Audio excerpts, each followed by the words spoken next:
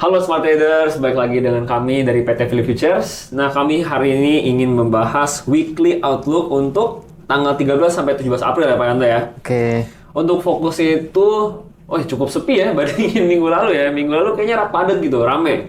Gimana Pak, minggu ini fokusnya di apa nih kita nih hari ini?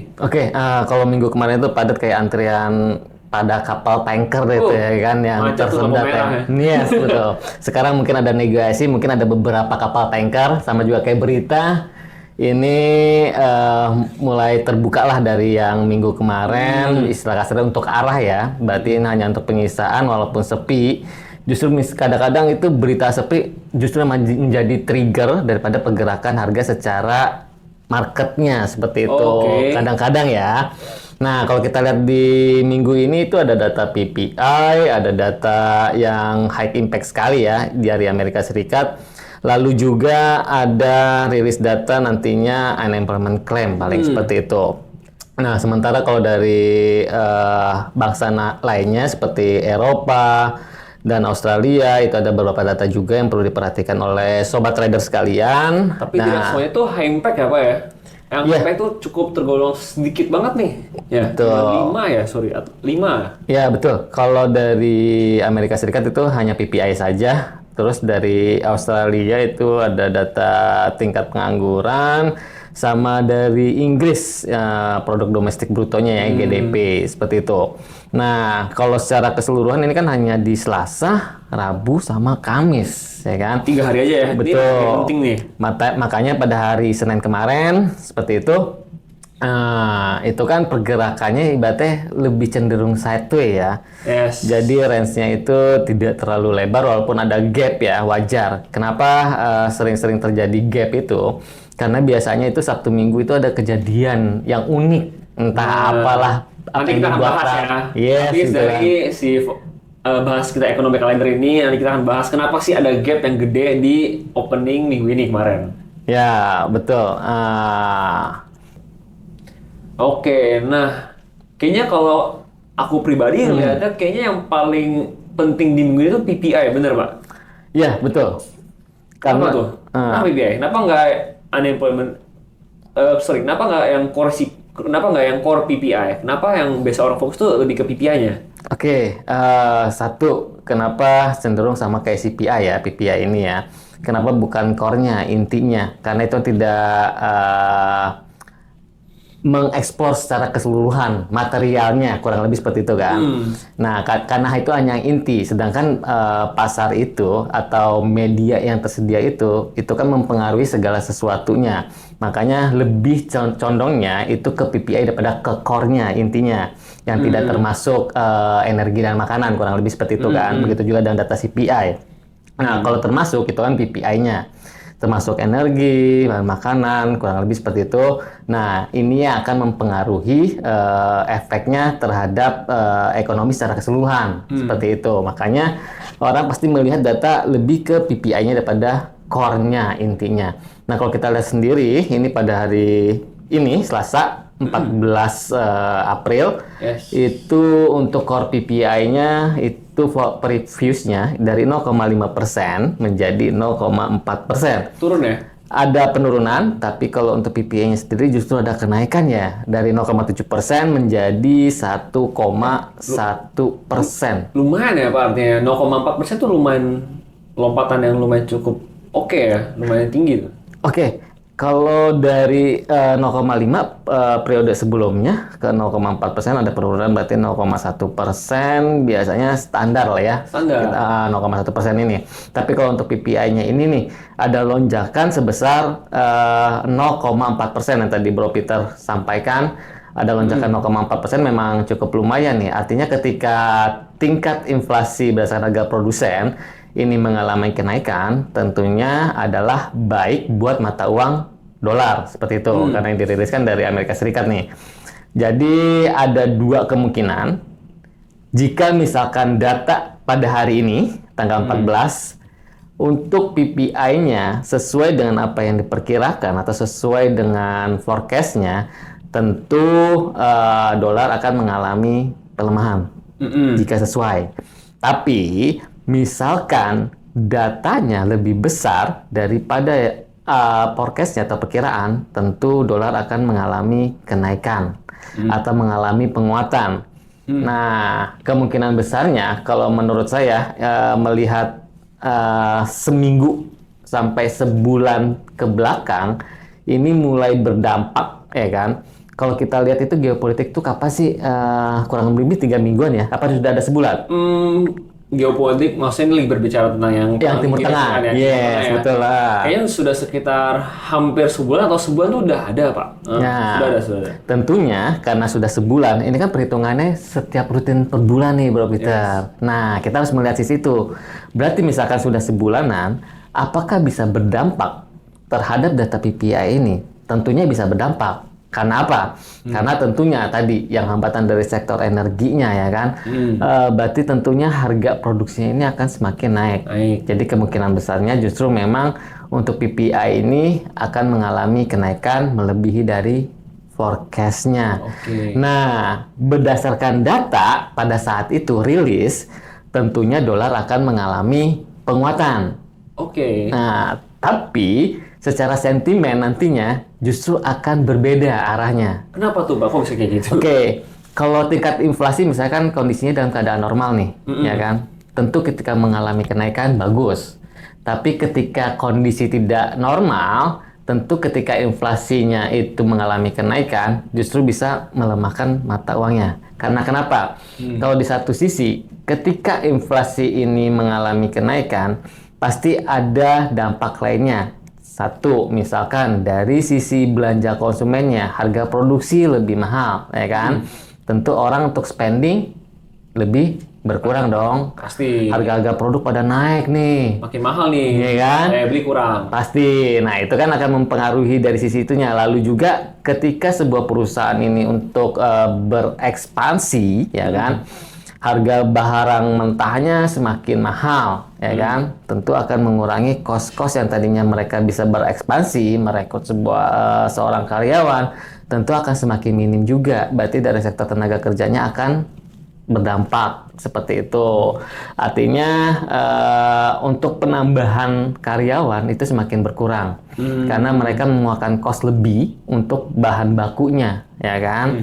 Karena tadi ada kendala di sisi energi, bahan energinya, lalu bahan bakunya, sehingga mengakibatkan inflasi, harga tinggi, sehingga daya beli konsumen berkurang. Maka kesehatan ekonomi secara keseluruhan nantinya di Amerika Serikat ini juga akan mengalami perlambatan. Artinya jadi masuk ke risk off ya Pak ya artinya? Yes, betul. Nah, risk off ini potensial sekali ya. Artinya untuk saat ini para pelaku pasar lebih mengurangi alokasi kesananya lah. Seperti itu kan, penghindaran aset beresiko kan untuk risk off-nya sendiri. Lalu mungkin yang diuntungkan adalah aset safe haven. Nah, aset safe haven ini bisa ada beberapa kemungkinan. Apakah bisa di emasnya itu sendiri atau bahkan di dolarnya. Nah, kalau kita lihat kemungkinan untuk saat ini peminatnya, karena kemarin emas sempat turun drastis juga ya. Jadi ada kemungkinan untuk secara teknikalnya rebound, lalu secara permintaannya mungkin ke emas terlebih dahulu lah nih. Nah, seperti itu sih kalau untuk data hari Selasa. Mungkin cukup itu dulu ya untuk yang USD. Nah, ini untuk hari Kamis juga ada yang menarik nih, GDP dari GBP. Ini kan cukup menarik untuk orang-orang yang trading forex ya Pak? Iya betul Bro Peter. Jadi kalau tadi pertanyaan Bro Peter adalah itu mungkin lebih ke trading di gold ya. Untuk hari Rabu lalu kan ada beberapa data juga yang memang berefek kayak di pound sterlingnya, lalu di Aussie-nya. Tadi kan ada data yang Hakim Pay kan. Nah di hari Kamis tadi kan. Nah kalau untuk di hari Kamis ini ada data GDP memang dari Inggris. Nah kalau kita lihat ya untuk sobat trader sekalian ya, itu dari 0,0% menjadi 0,1% perkiraan. Berarti ada kenaikan tadi 0,1% itu. Nah, tentunya GDP ini atau produk domestik bruto ini itu menandakan sebuah kesehatan ekonomi negara tersebut. Nah, kalau ada kenaikan berarti tentunya bagus. Nah, berarti kalau secara by data nih Bro Peter nih, berarti mata uang pound sterling ini bisa mengalami penguatan atau kenaikan sehingga melemahkan mata uang lainnya. Nah, ini bisa sobat trader fokuskan untuk trading di pair GBP. Yes, bisa macam-macam ya. Kita bisa GBP JPY ataupun yang lainnya GBP USD itu bisa. Karena lebih baik fokusnya di pair mata uang tersebut ketika ada rilis news yang hadir seperti itu. Karena saat market volatile pasti akan lebih enak juga ya Pak untuk trading. Bisa cari area liquidity lebih gampang, support resistance lebih gampang. Yes, betul. Jadi memang karena volatilitas lebih cepat, biasanya banyak ya. Termasuk saya kadang-kadang ya bro ya. Jadi kalau marketnya lagi sideways itu kan lama nih, boring, ada jadi jenuh.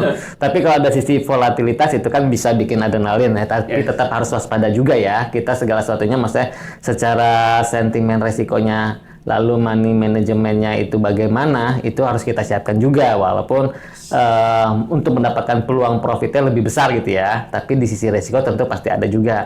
Nah itu harus disiapkan semuanya juga. Nah, kan ada beberapa trader nih memang yang saya ketahui ya, itu nggak mau lama-lama, istilah kasarnya gitu kan. Trading 15 menit, 30 menit. Lama yang lemot ya. Yes, itu. Makanya ketika ada data-data ini nih, rilis data ini, tentunya dimanfaatkan oleh para trader yang memang dia fokus hanya 1 jam untuk eksekusi lalu keluar market seperti itu sih. Jadi manfaatkan untuk trading di GBP itu bisa.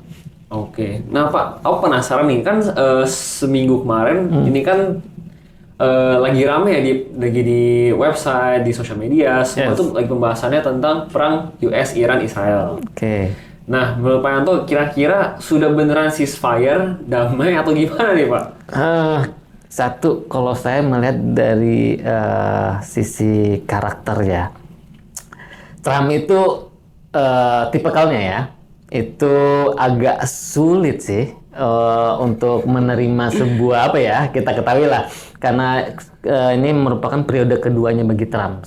Periode sebelumnya itu beliau juga sudah pernah menjabat ya, berarti sebagai presiden yang ke-45, saat ini kan menjadi presiden yang ke-47 ya. Kurang lebih seperti itu ya. Nah, tipikalnya ini memang namanya pebisnis ya. Pebisnis biasanya nggak mau rugi. Ya kan dari karena basic awalnya memang beliau itu seperti itu. Jadi ada kemungkinan untuk negosiasi kalau tidak menguntungkan, ya kan, dari sisi beliaunya kemungkinan itu tidak akan terjadi sebuahnya ceasefire lah atau gencatan senjata yang cukup lama. Karena kita ketahui sendiri Iran juga punya prinsip tersendiri juga nih. Nggak mau kalah banget ya Iran ya? Yes, karena apa? Istilah kasarnya seseorang yang memiliki produknya, ya kan, atau mempunyai lahan lokasi yang strategis, tentunya untuk bergeningnya juga sama dong, alot nih. Seperti itu. Jadi ada beberapa yang memang ditahan juga dari sisi itunya dari Iran karena mereka merasa memiliki lokasi yang strategis, memiliki produk yang bagus. Nah, cuman kalau dari sisi Trumpnya juga sama, namanya seorang pebisnis pasti ingin deal itu yang sangat menguntungkan lah. Artinya agak sulit untuk menemukan titik terang ya. Mungkin ceasefire ini memang ada, tapi sifatnya temporary dan bahkan mungkin tidak sampai 2 minggu. Sekarang ini memasuki hampir kurun waktu seminggu lah ya, kurang lebih. Iya, ya sejak kan? yang deal pertama, tapi yang sempat katanya minggu lalu itu kan nggak jadi deal nih, katanya kan isu-isunya. Nah, gimana Pak? Nah, kalau makanya tadi saya sampaikan kemungkinan besar kecil sekali gitu ya. Bisa jadi nanti di minggu ini biasanya memang kejadian unik itu di Sabtu Minggu ya kan. Nah, kemungkinan besar ini Sabtu Minggu ini ada kejadian unik karena kemarin terakhir itu delegasi dari Amerika Serikat, Mr. Pence gitu. Kalau nggak salah namanya Mr. Pence. Itu beliau menyatakan kepada wartawan belum ada titik temu. Artinya memang draft-draft yang disampaikan dari Amerika Serikat, begitupun dari delegasi Iran, ini ada beberapa part yang memang tidak disetujui oleh kedua belah pihak seperti itu kan. Jadi misalkan Iran sendiri keinginannya yang terakhir itu sebenarnya adalah tidak ada serangan lagi ya. Yes. Nah, seperti itu. Lalu dari sisi Amerika Serikat lebih condongnya, istilah kasarnya, seluruh kapal tanker yang membawa source energi ini nih, itu boleh dilewatin dengan keinginan apa yang Amerika Serikat inginkan gitu kan. Tapi pertikaian kan Iran kan inginnya secara pembayaran sendiri. Itu misalkan mereka ingin pembayarannya menggunakan kripto. Itu ada pembahasan wacana itu juga seperti itu kan. Nah, kalau draft khususnya memang saya belum mendapatkan info draft secara khususnya, tapi kalau secara pemberitaannya, secara garis besarnya itu seperti itu. Jadi dari sisi pembayarannya, istilah kasarnya untuk bisa dilalui itu tidak menggunakan dolar kan. Terakhir itu harus menggunakan kripto, kurang lebih seperti itu. Nah, berikutnya juga kalau dari penyerangan kemarin terakhir justru Israel melakukan serangan kembali ke Lebanon. Ya, nah, padahal minggu ya kalau nggak salah. Yes, padahal Lebanon itu masuk di draftnya Iran. Kurang lebih seperti itu. Jadi, nah ada beberapa yang dilanggar lah. Makanya kalau ceasefire-nya terjadi, ya sifatnya hanya temporary sekali lah. Nah, dampaknya ke market gimana? Tentunya ketika ketegangan geopolitik terjadi kembali. Nah, pasti aset safe haven yang akan dicari. Nah, cuman kalau kita lihat sebulan terakhir ini, safe haven-nya apa yang dicari? Malah justru dolar. Yes, kelihatan ya dari kartu juga ya. Ya, kan kenapa emasnya itu kan mengalami penurunan cukup signifikan, tajam, ya kan.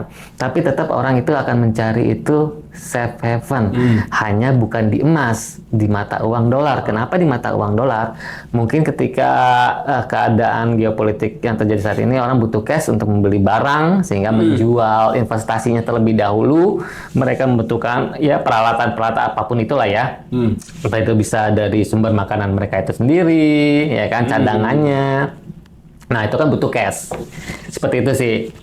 Nah, Pak, mungkin boleh kita coba masuk ke chart kali ya. Oke. Kita mau sedikit bahas kenapa sih Senin itu bisa tadi gap down yang lumayan, dan kenapa udah melakukan V-shape rebound. Terjunnya lumayan dalam tuh Pak kan, gap Seninnya.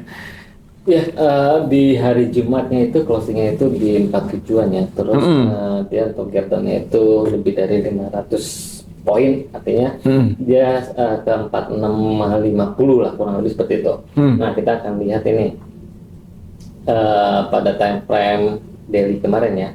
Ini sudah time frame daily. Jadi ini hari Senin, ini hari Jumat ya. Kalau kita lihat ini hari Jumat, ini closing kan di 4746 nih, ya kan? Ya. Sementara di hari Senin itu opennya di 4683, walaupun low-nya sempat ke 4639 atau 4640 ya. Berarti dari 40 ke 4683 itu berarti ada sekitar 600 ya. Jadi itu memang cukup dalam banget. Tapi untuk di close-nya sendiri pada hari Senin itu langsung rebound ya? Di 4744 ya, langsung rebound. Jadi setelah gap down-nya itu tadi Bro kita sampaikan, dia langsung rebound seperti itu. Nah, itu prosesnya pun kalau kita lihat di time frame H1 itu dia lumayan cepat ya.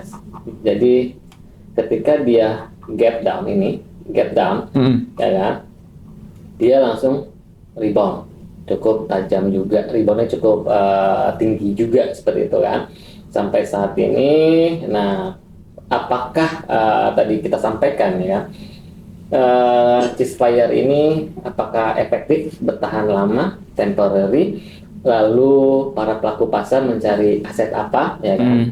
Kalau tadi saya sampaikan, biasanya karena kita melihat tolak kebiasaan dari kejadian ya, itu tetap akan mencari aset safe haven. Nah, apakah saat ini aset safe haven yang dicari di emas kah, atau masih di dolar seperti minggu-minggu kemarin? Gitu.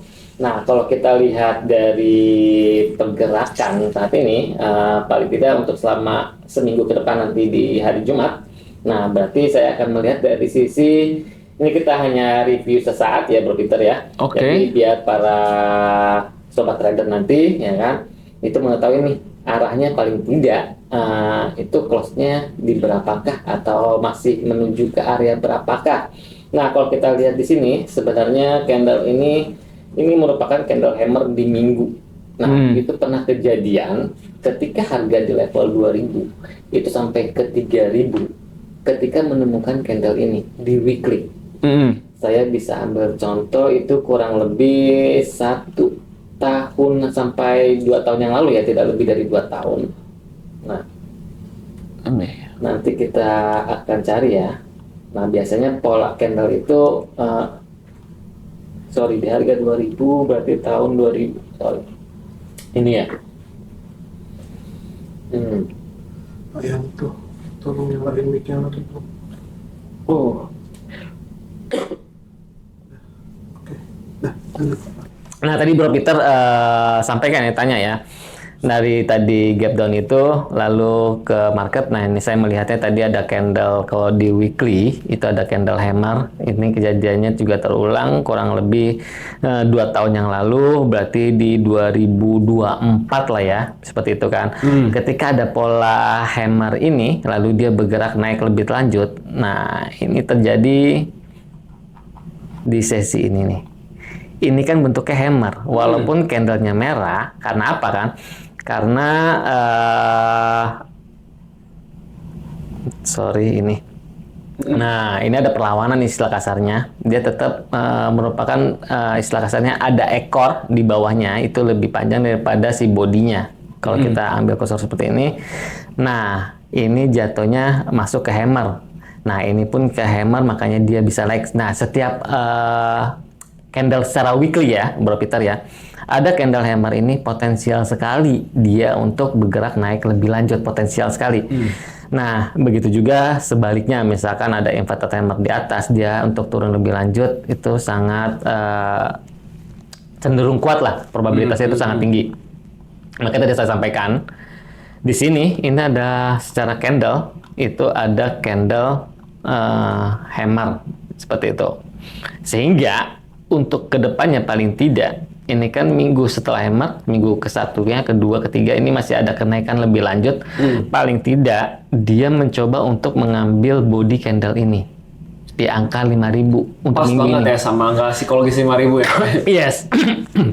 Secara kalau kita bilang mungkin ada berapa ya, bisa aja cocok logi. Ya memang karena secara harga itu histori itu akan terjadi atau berulang. Ada namanya istilah respect, ya kan? Gitu. Kalau kita melihat sistem namanya SMC itu ada nama likuidasi. Likuidasi itu artinya mereka merespek harga yang ada, ya kan? Akan berulang terlebih dahulu. Baru nanti dia melanjutkan dari sisi tren arah selanjutnya secara big trendnya seperti itu. Tapi ada kurang lebih kalau kita bisa bilang yang tadi dia merespek, ya kan? Mengambil likuidasi di time frame ini yang merupakan level psikologis di 5.000 seperti itu. Artinya bisa tangkap dari seberapa besar yang Pak Yanto sudah sampaikan. Artinya market itu udah mulai price in ya Pak ya sama sentimen perang. Kayaknya udah mulai moving on, udah mulai melupakan segala sesuatu yang ada nih tentang perang nih kayaknya. Ya mungkin kalau bisa kita bilang ya itu ya titik jenuh. Jenuh, nah itu udah mulai jenuh. Udahlah, terang bodo amat istilah kasar kayak gitu. Apapun yang terjadi akhirnya bodo amat ya kan. Mereka akhirnya menyesuaikan lagi tadi Bro Peter repricing. Mereka melihat dari sisi udah teknikal yang ada, sudah tidak terlalu peduli atau berkurang lah ya, bukan nggak peduli, tapi sudah mulai berkurang ya kan. Seperti itu dari sentimen-sentimen yang terjadi di Timur Tengah itu, sehingga udah mereka melihat sisi pricing itu, berarti dari sisi teknikal kan kalau kita bicara dengan pricing kan, harganya ada di berapa sih untuk likuidasi yang ada seperti itu. Nah tadi kita sampaikan yaitu untuk saat ini ada potensial adalah ke angka 5.000 untuk pricing. Terdekat ya? Yes, yang terdekat di level itu dulu lah, paling tidak untuk selama seminggu ini, karena kita market option selama seminggu, berarti ya range untuk 5.000 seminggu sampai tempat ini masih cukup oke lah, seperti itu bro. Mungkin ada lagi Bro Peter ya, itu dari sisi goldnya, tapi kan juga kita tahu lah pasti ada trader itu yang trading di pair lain. Nah, ngambil simpelnya gini aja sih. Gold terhadap dolar itu dia bertolak belakangnya cukup jauh ya, cukup signifikan, artinya seperti itu. Artinya ketika goldnya yang lebih mengalami kenaikan atau penguatan, pasti imbasnya terhadap dolar itu signifikan untuk mengalami pelemahan. Artinya mata uang lainnya, kalau kita ngeliat secara itunya aja ya, mata uang lainnya itu bisa mengalami kenaikan atau penguatan, kurang lebih seperti itu. Jadi untuk pair-pair yang lain bisa dimanfaatkan juga, artinya mengikuti arah pergerakan dari si goldnya ini sendiri, karena kemungkinan besar untuk aset safe havennya lebih diminati adalah dari sisi goldnya dibandingkan dari sisi dolarnya, seperti itu sih. Oke. Ya mungkin itu aja sih penjelasan untuk minggu ini, Bro Peter. Udah cukup ya, itu udah mencakup semuanya nih, udah Iya. bahas perang, udah bahas ekonomi kalender minggu ini, udah ada apa aja. Jadi poinnya yang tadi Bro Peter sampaikan, para pelaku pasar mulai price in. Perhatikan level-level kunci secara teknikal, gitu sih. Artinya buy side itu bullish untuk Yes. minggu ini ya. Gitu. Jadi untuk smart traders artinya bisa untuk lebih fokus untuk percaya posisi buy ya. Betul. Daripada lawan arah, daripada margin call, mending ikutin pemain-pemain besar aja. Gitu. Ya, karena memang untuk saat ini itu tadi sampaikan poin utamanya adalah lebih ke pricing-nya.